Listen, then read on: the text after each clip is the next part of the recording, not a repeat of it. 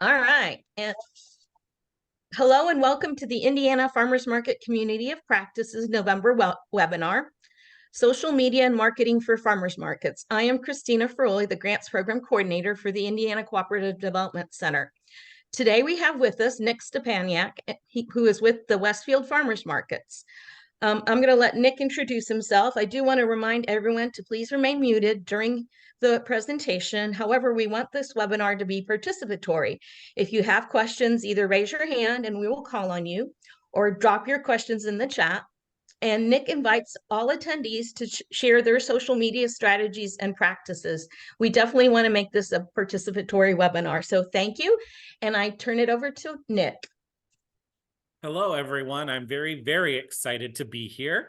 So I am not a big component on wordy PowerPoint presentations with webinars. So there's a lot of fun graphics and things like that. So I'm a talker, so I apologize in advance. But like Christina said, I want to make this interactive and I want you all to ask questions and give what works for you.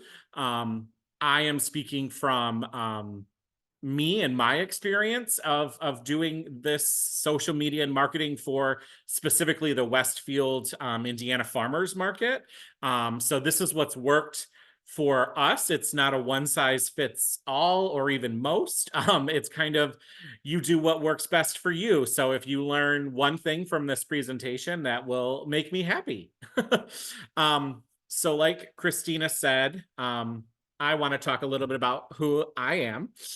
So I started this journey with farmers markets kind of in an odd way. So I was working a corporate job during the pandemic, working with events.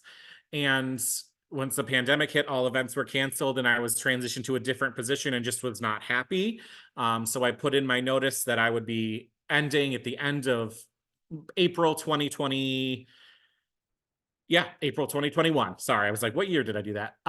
So I then had the opportunity to come over to the Westfield Farmers Market. So I was full-time staff there, and then I switched to working with Whitestown, which I then worked with their farmers market. And now I am a full-time manager for a nurses association based out of Washington, D.C. So I work with labor and delivery nurses in my full-time job. So this is my part-time job, very part-time. I do it basically when I'm working from like 8 to 10 p.m. Once I'm done spending time with my wife and our dog Phoebe. So I work non-conventional hours and send emails at all times of the night. So that's kind of a little bit about who I am. I live in Westfield. My wife and I have lived in Westfield since 2019, originally from Michigan. But we have made Westfield and Indiana our home for we moved here in 2015 was when I graduated and got my first job in Indiana. So that's just a little bit about me and who I am. So I want to talk about where we started with the Westfield Farmers Market. So again, I came into this position in May of 2021, where I kind of was just thrown in. A friend asked if I could come in and help. I was in between jobs, so it worked. So we started with this was our original logo that I was gifted, if you will. So we were the Westfield City Markets, and this was post-COVID. So they did like a drive-through farmers market in 2020. But so when I came in, we moved both the date and location of the market. So it used to be Saturday mornings from 9 to noon in this little park in Westfield. And so if you know anything about Hamilton County, we have a ton of markets on Saturday mornings from 9 to noon. We have Fishers, Carmel, Zionsville, which is technically in Boone County. I'm forgetting someone. Noblesville. So Carmel, there's a whole bunch of them. So it just didn't make sense for us to compete with that, especially that there were so many markets in the same county. So we decided to move it to Thursday night from 5 to 8 and also move location. So we there was a beautiful new park called Grand Junction Plaza in Westfield. And so that is where we are now. But when I started, that park was not complete. So we decided to put it in a road, which comes with its own challenges. So we moved the date, moved the location, and with that obviously came some pushback from vendors and the community. So I kind of had to deal with that. I was given a very small budget for the market. So I kind of just had to run with what we had. I didn't have a ton of time to change anything, so we just kind of ran. So I will say we had about 9 vendors at our first 2021 market post-pandemic. A lot of the vendors I was reaching out to were having staffing issues, which a lot of people were. And we had this logo that was a little dated and things like that. So it was a rough start. And so then, like I said, I had left to do another job, but then was asked to come back in 2022 as kind of a consultant to help with the 2022 farmers market. So we had moved to the plaza at that point. We were still Thursdays 5 to 8. We were about 25 vendors then, and it was just continuing to grow. So I'm going to kind of talk about where we are now. So we rebranded in 2020. So that is our new Westfield Farmers Market logo. So the Grand Junction Plaza has a theme of the kind of how it's sliced like that. So we designed this logo around that, since that's where the farmers market is. So that is our new design. We also have one very similarly for the winter market that you'll see a little later. But so this past year, we had in 2023, we had 50 plus vendors at each market. We had food trucks. We are now in the beautiful Grand Junction Plaza. We had live music at every market with some big Indianapolis area names. So it wasn't just my first summer 2021 market where I had $50 per market to have somebody play for 3 hours. We worked with a music company and had branded tents and branded signage, and it's just, you can tell like the market is happening. We have signs up all year, not all year, all times during the market, saying that the street is closed, and then have our logo. And we'll talk about branding a little bit later, but we have come a very long way. So all of that to be said, long story short, basically, when I started out, we were small, and we have grown exponentially. So it is possible for anyone to make the change. It just takes some small changes and consistency and things we're gonna do. So I believe there is a question. Yes, love the date and time changes. Sometimes there's hesitation, but it can be good. So something I want to talk about that we have found good luck with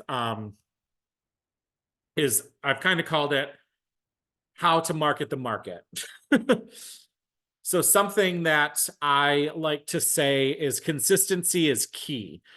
So what I mean by that is consistently posting things, consistently sending emails to people.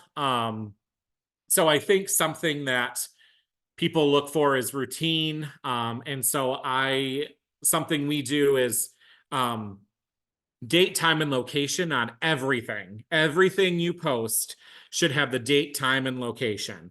It should be on your banner, on your Facebook, on your bio, in your Instagram. It should be on the bottom of every post you're posting.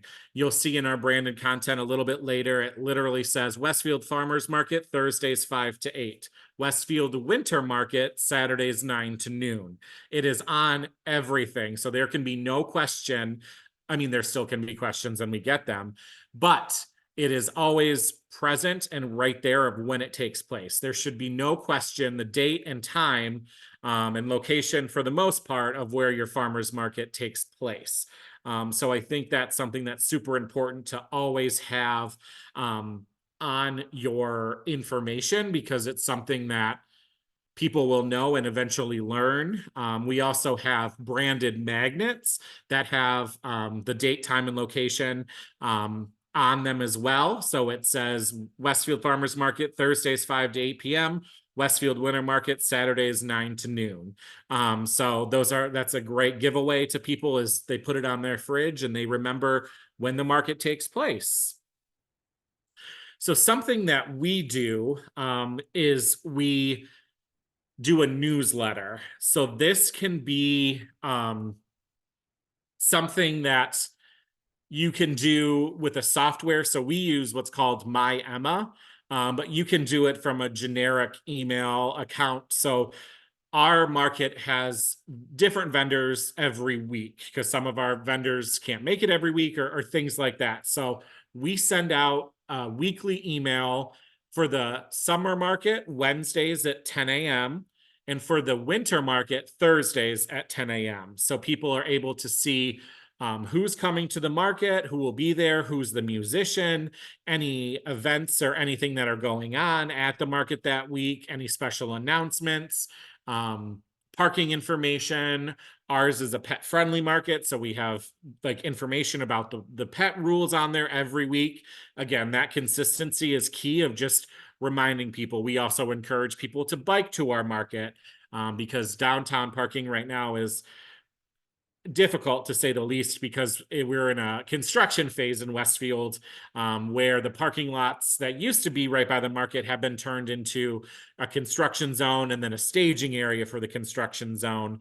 But it's nice because the construction zone will then be turned into parking spots. But information like that on the weekly emails is super helpful. So we also have QR codes at our markets to sign up for those emails. So it's just on a clear 8.5 by 11 piece of paper with a QR code. And all they need to do is enter their first name and their email address, and they are automatically entered in to receive the newsletter every week.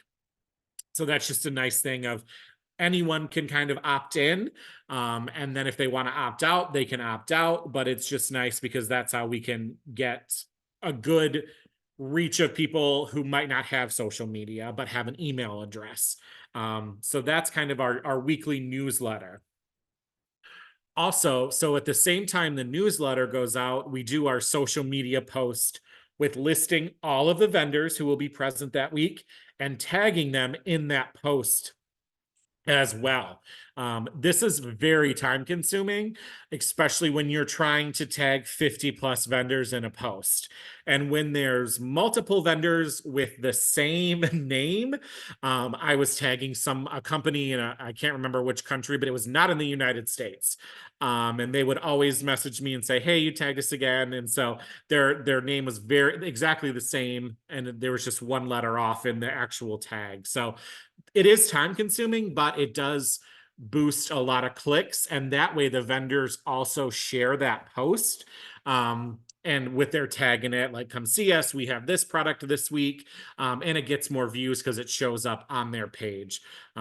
So when I post, it's the same post on Instagram and Facebook. So the Instagram is easier to tag because you just do @ and then their company name instead of having to search on Facebook, because their Instagram handle is unique to only them. Facebook, you could have 75 Nick's Tasty Treats all across the country and world. So it is time consuming, but it is nice because then they can click on the direct link to go to that vendor's Facebook page. They can then like that page as well. So that's something that's super important. And I think with social media, a consistent template is good. And I think Canva has done a fantastic job of making templating easy. We had a professional company design our branding. So they created PDFs for us to edit, but you don't need to do that. You can make it on Canva. They have templates you can use. I've seen them used all across the country. So it doesn't have to be expensive or hard. Use what you have. So these are the posts that I was talking about. So as you can see on the left is our summer market social media posts. So we like to have fun with it, and we do puns on all of our posts. So as you can see, Ready or Not, Here I Crumb, that's one of my favorite ones. And I was talking about the branding on the bottom. So there's the Westfield Farmers Market, Thursdays 5 to 8 p.m. That is on every single post we make, and also on every single piece of signage we have up at Grand Junction Plaza. It's on the bottom of the road closed signs that are up throughout the summer. It is on the posts on Facebook. It is on the cover photos. It is on the events that we create on Facebook. And then same for the winter market. It's Gouda Brie a good day at the winter market. I was proud of that one as well. And again, at the bottom, Westfield Winter Market, Saturdays 9 to noon. So you can see how you can incorporate that into literally everything you do. And the nice thing about these, which again, you can create these in Canva, is you can export them to fit perfectly in Instagram and Facebook. So Instagram is specific with the parameters of the size of it, but it also works perfectly for Facebook because Facebook owns Instagram. So that's something that I highly suggest, is putting your logo on the bottom and your time as well. It could be at the top. It again, the consistency is key. So like people know it's at the bottom in these. But so just try to make it fun and engaging. And so these are the posts that on the top would list all of the vendors. And you can click on them from there. But this kind of draws the people in to click on it so they can see that full list. And we also make events for every market on Facebook. So we can post information about the market in that event. So in the event, as soon as the list posts of vendors, I share that post in the event. So people who have responded yes or interested to the event will get that notification of who will be at the farmers market that specific week. So that's what we do. And it works well for us. And it's kind of fun to come up with the punny logos. I enjoy it. They come to me at the most random times. So I have a note in my phone where I write them down. And I try to make them around products that are at the market. So we had a couple bread vendors at the summer market. We had a ton of cheese vendors at the winter market. So it was kind of a fun draw to do that. And you can do them around holidays or different things, kind of make it fun, get people to laugh. That has worked really well for us.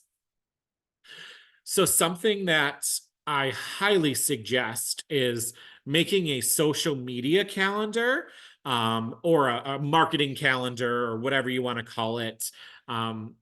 Because so I have done extensive research on Instagram and Facebook on how things work. So you really need to start marketing your market 30 days prior to your first market. So the way the algorithms work for Facebook and Instagram is the more you post, the more it will show on people's timelines or wall. I don't even know what it's called anymore. But the more you do that, the more clicks you'll get, the more follows or likes you'll get. So our winter market is coming up starting January 6th. So December 6th, I already have a post, and it doesn't need to be elaborate. Literally, the post says 1 month away from the winter market. And then every day up until that winter market, I will post something. It doesn't need to be elaborate. It can be sharing a vendor's post. It could be something you create. I will be doing vendor spotlights. That's something easy to do. So once I send out my approval emails of the vendors, I will ask for their logo. And then a brief description of what they'll be selling and what they make. And I will schedule those to be posted at different times because again, this isn't where the consistency matters. This is where you want to get different audiences at different times of the day. And Facebook does a really good job of suggesting when the most traffic will be, where you could get the most views. So when I'm working on the vendor spotlights, I will post them at that time that it suggests. Obviously, tagging them in the post is super important. But I think that the spotlight is great to just like show who is coming to the market. I start with our more seasoned vendors who have been coming since I started in 2021 that have a good following. But then if you spotlight them, again, they're going to share your post. And as soon as they share your post, they can like or follow your page on the top. So that's super convenient as well. And I think it's just a really good way to show who's coming to the market, so they can kind of start to think about, oh, I know they're coming to the market. I'm going to be there that week, or I'm going to come to get this product, or I really liked them last year, because you want to make sure that the people are coming consistently throughout the year. So sometimes you can do different posts about people at the market. I know, like I said, we are a dog-friendly market in the summer. So we always like to take pictures of dogs because people love dogs. So that's something we always do, of like pause at the market or something clever like that. So we can have kind of people looking at them, and then the people whose dogs are on there will say, hey, this is going to be on our social media, make sure to share. They'll share it, which in return gets more views and more clicks and more likes and follows. So that's really what you want. Just as a kind of example of where we were in 2021, I would be happy if 200 people saw our weekly vendor list and our kind of posts. This year for the summer market, we were ranging about 4,000 to 5,000 views and shares and clicks and likes. And that was without paying for anything. So we had multiple shares. The City of Westfield's official page would share it. The vendors would share it. It was an election year in Westfield, so different political leaders would share it and say, hey, I'm going to be there, come out. And so that also boosts the views as well. So I think that's kind of something that is super important with that. Answering messages quickly on Facebook and Instagram is great too, because if you don't know, on Facebook, it says typically how fast people respond to your messages. So we try to respond to the messages as soon as possible. Sometimes they can be simple, like, is your market pet friendly? Just a yes. What time does your market take place? Again, like I said, I can brand it on everything. People still have the question of when and where does the market take place? So that's super important, is just being communicative from that perspective of having someone to be kind of dedicated to answer those questions. Because again, sometimes email isn't as easy to find for markets, but Facebook is right there and you can send a message. So the next thing I want to talk about is how we got people is making the market fun. So yes, people are going to come and shop, but we want to also attract people to come back week after week. People can stock up and then maybe come to 1 or 2 markets a year, but we want to have them coming back every single week.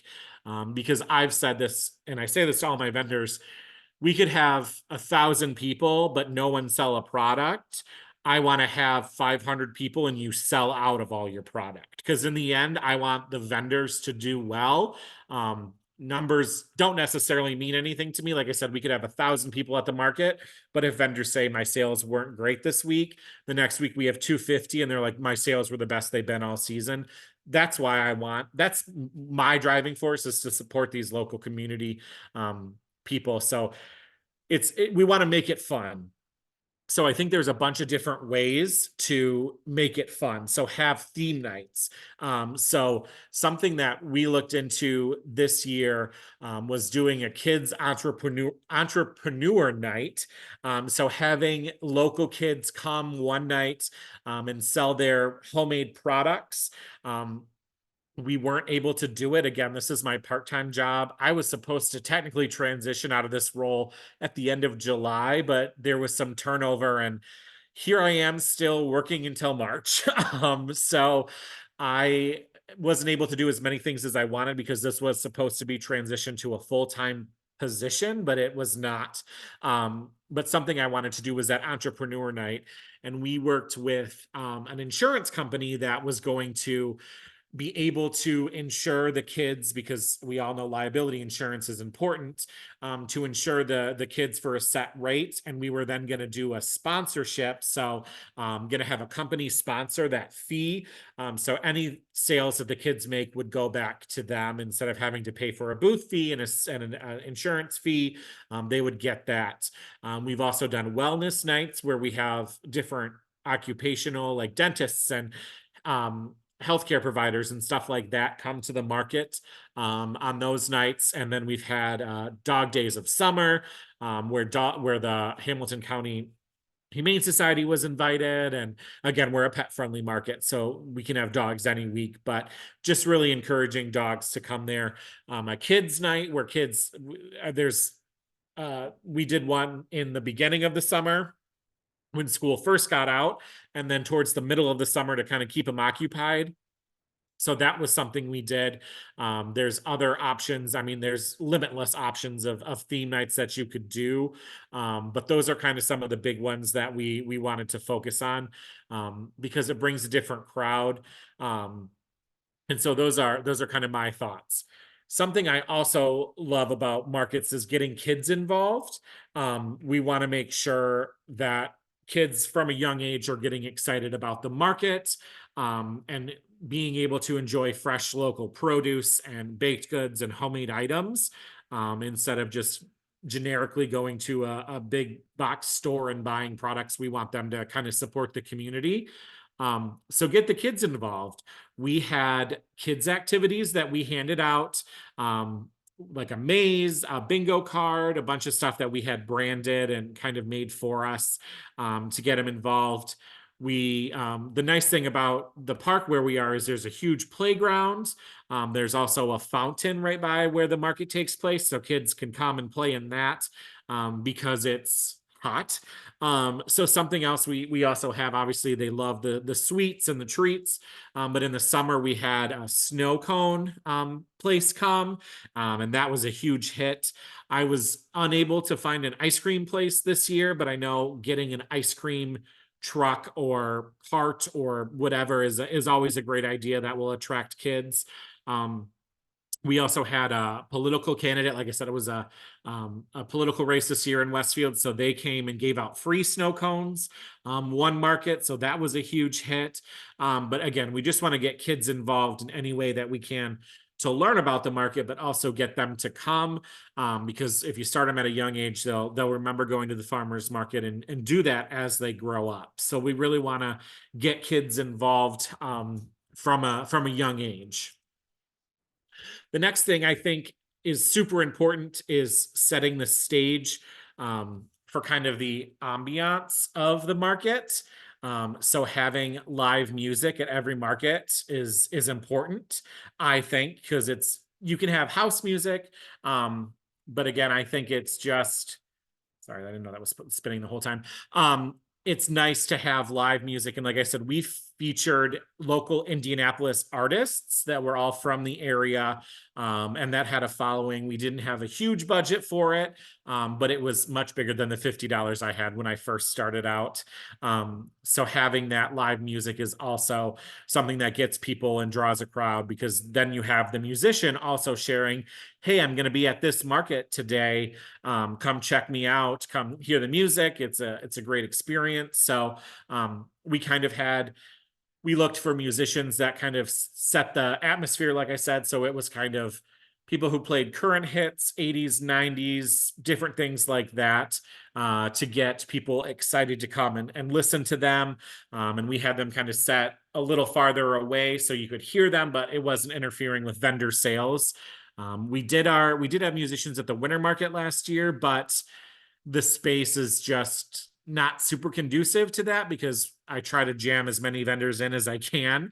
And so there's always vendors that are too close to the music and can't make sales or communicate with them. So that's one thing that we've decided not to do because we're in a wedding venue space. So it is conducive to music, but it does travel. So something we started at the winter market last year was when we saw attendance declining. Again, it wasn't terribly declining, but it was going down a little bit. We started to do giveaways. So we asked all of the vendors if they would be willing to donate an item or two or a gift certificate because some of the items have expiration. So we had a raffle basket that sat up in the front, and all you needed to do was enter your name, email, and phone number. And then again, it's just a way to collect information because once they did that, they were entered into the weekly newsletter. So they received our communication. And we only used the phone number to call them if they won. So that was a great way to kind of gather information. And again, with the newsletter, they can click to unsubscribe from it. So we weren't spamming them. Like we weren't sending them multiple emails, even if they chose not to receive them. That's kind of a big deal. So again, there was no, I think the only thing we bought was the basket to put the stuff in. So there was little cost for this, but we listed all the vendors that donated items to the basket. And it was it was great to get people. We did one in March, in the beginning of March at the winter market, and then the last market in April. So we could get more people to come because again, we saw numbers going down as the market went on because people had been there and then spring break and things like that. So doing giveaways, getting local businesses to potentially donate gift cards or items as well. Don't need to be present to win, but need to come by and stop by the market table and sign up for the list, I think is something that's super important as well. So I think just getting the FaceTime with people. We have a tent that's branded with our logo on it that people can stop by and ask questions about the market or learn more about it and sign up for the giveaways or scan that QR code. So that's kind of what has worked really well for us. But now I kind of want to see what has worked for you all. If there's different things than I have mentioned, I would love to hear it.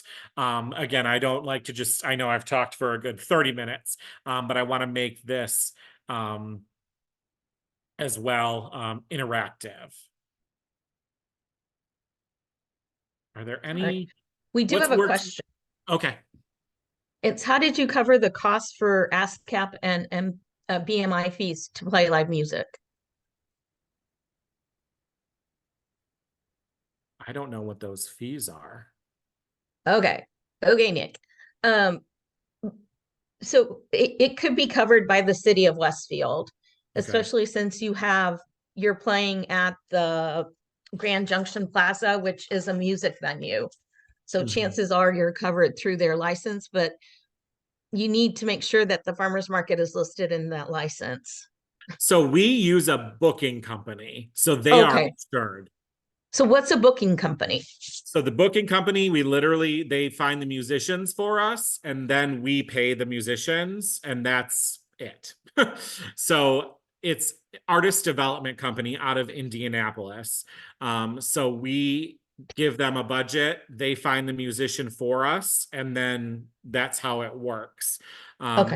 We get that sponsored. So a company sponsors our musicians. So the music at the market presented by, last year it was Wilhelm.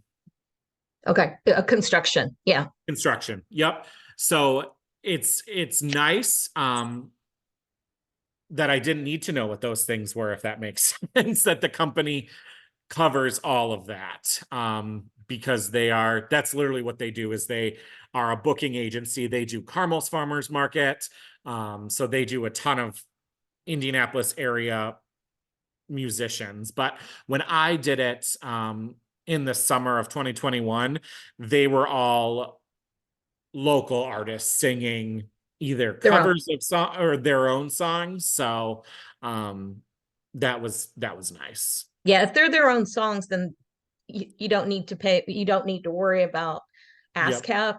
But if they were singing another artist's songs, then they would Yep. have to, need to be covered by ASCAP, and then you would Yep. need to be covered by ASCAP.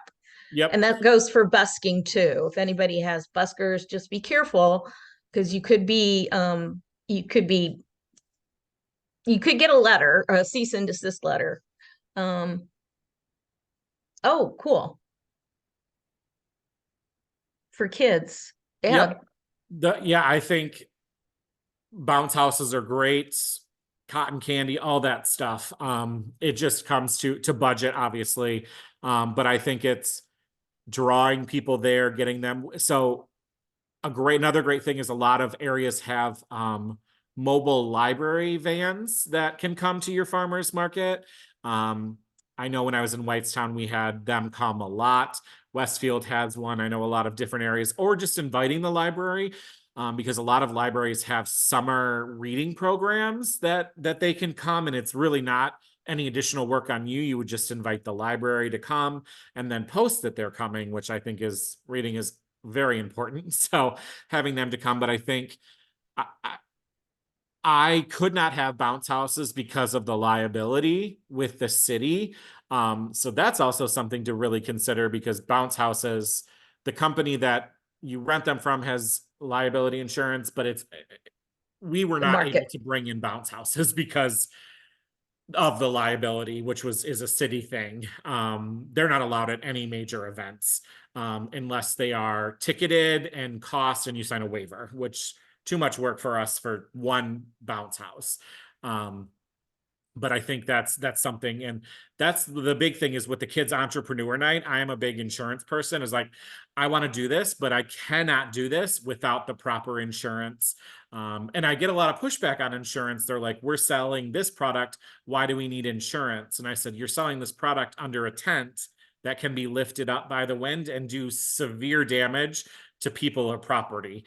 So I was not moving forward until I had the okay from an insurance company saying, we want to do this kids entrepreneur night. What does that look like from a price standpoint?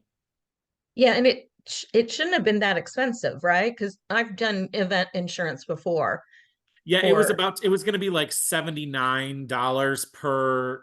kit per like vendor.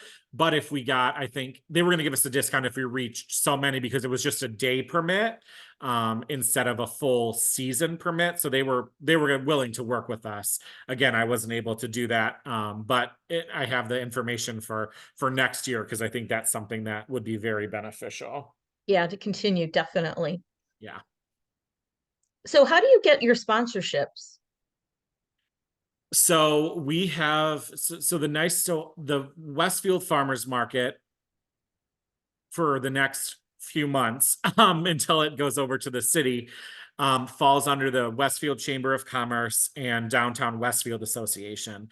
The city, starting next summer, will take ownership of the summer market, and then in 2025, both the winter and the summer market, because they have the staff, and the capability to do so.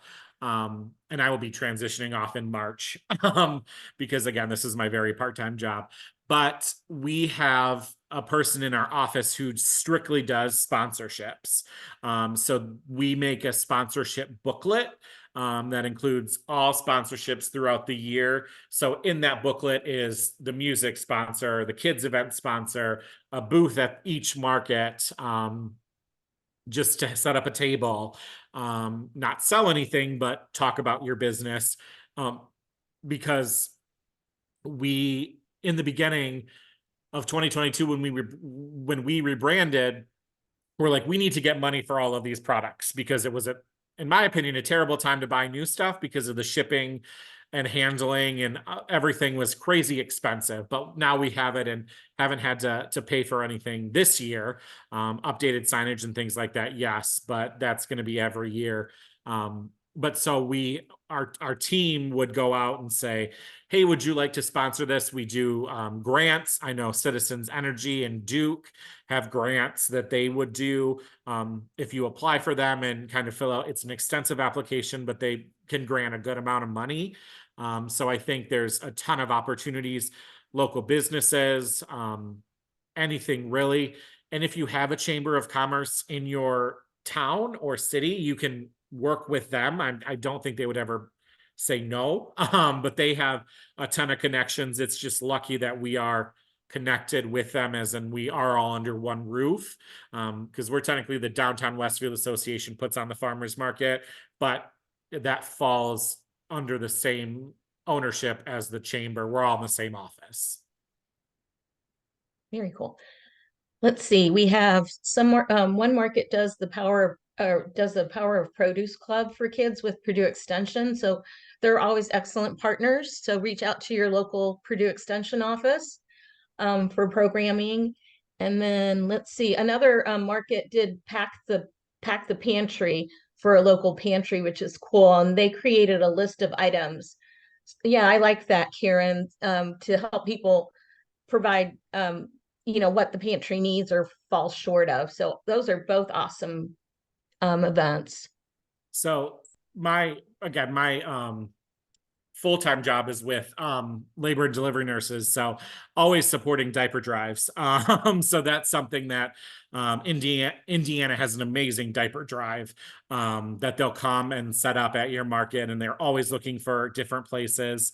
And that's something you can publish on your social media. Hey, the diaper drive is coming, come donate a box of diapers. Or they have Amazon wish lists that you can purchase them on there, so you don't even actually need to touch them or carry them to the market. You can just send them directly to the bank, and they'll get where they need to go.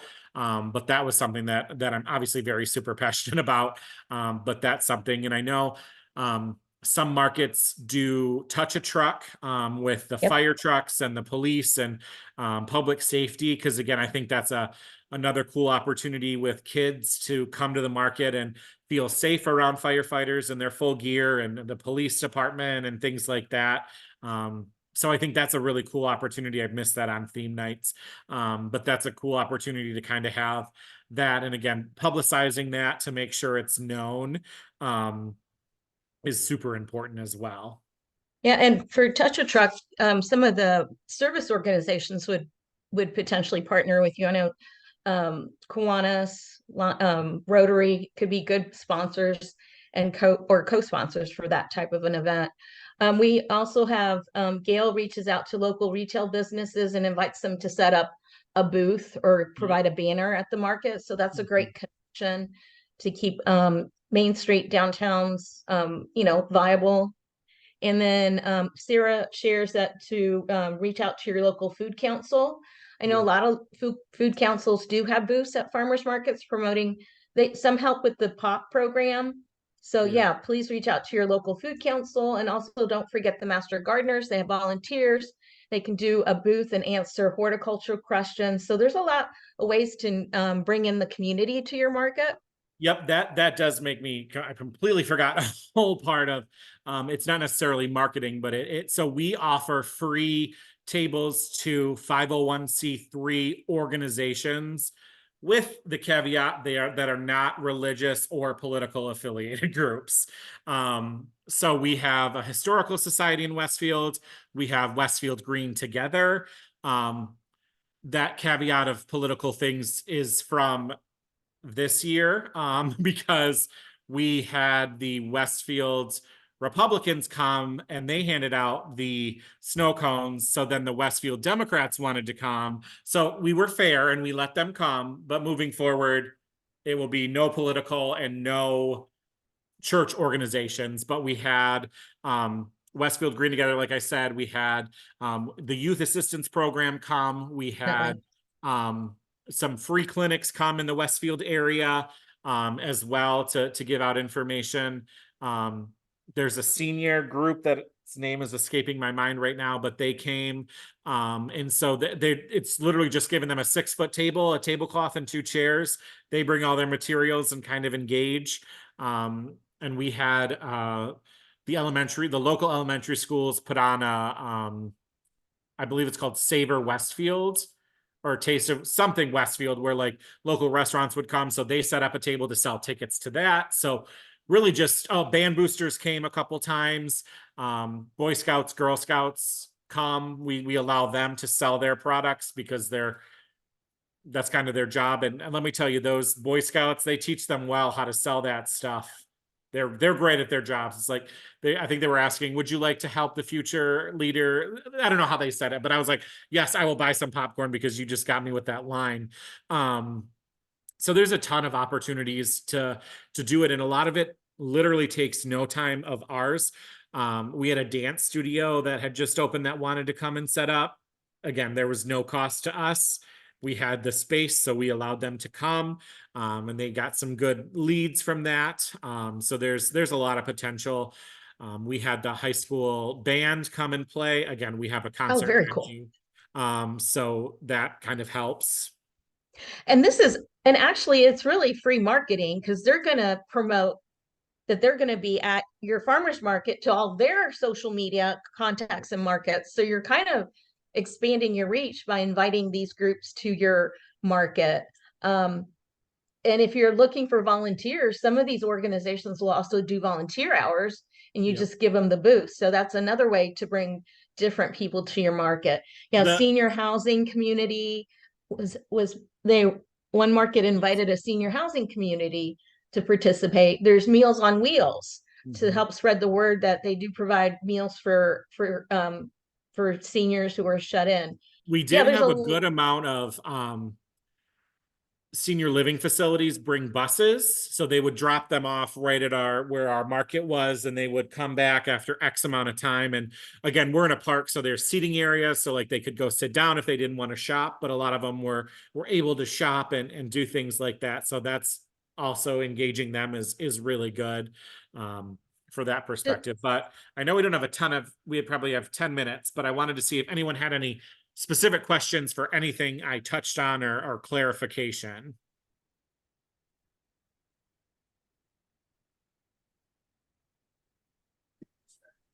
Hi, this is Danita. Hello. And I'm with the North Church Farmers Market here in Indianapolis. And I was wondering if you could send me the information, the vendor information for the insurance company that you work for. I work with. Yep. I will send you their information for sure. I'll send it to Christina so she can share it with everyone. Yeah. Yes, that's what I should have said. No, Thank you very much. Of course. And they're wonderful to work with. And they also do generic insurance too. So they have two different types of artisan, so like non-consumable products and then consumable products. So when I get pushback, I say, here's an insurance company, and they offer a $10 discount, which isn't huge in the grand scheme of things. But $10 is $10. So then we have a contact, and it's super nice. Thank you. Yeah, Nick, if you will send me that, and I can send it out to the participants. Insurance company you can also reach out to, Danita, is Campbell Risk Management. They're out of Indianapolis, and they have a specific branch that works with farmers markets. So they'll provide insurance for the market and the vendors. So reach out to them. I'm sure they could do special for kid entrepreneurs. Yep. If you don't get anywhere, contact me because I've connected with them, but others do also. So don't feel shy or embarrassed to ask your insurer, whoever you do insurance with. But Campbell Risk Management, and then I will share Nick's contact too. Shop for the one who can provide you the best deal. Yeah, that's exactly what I'm going to say. Shop around, just like a good sale. Okay. That was a great question. Thank you. Anybody else?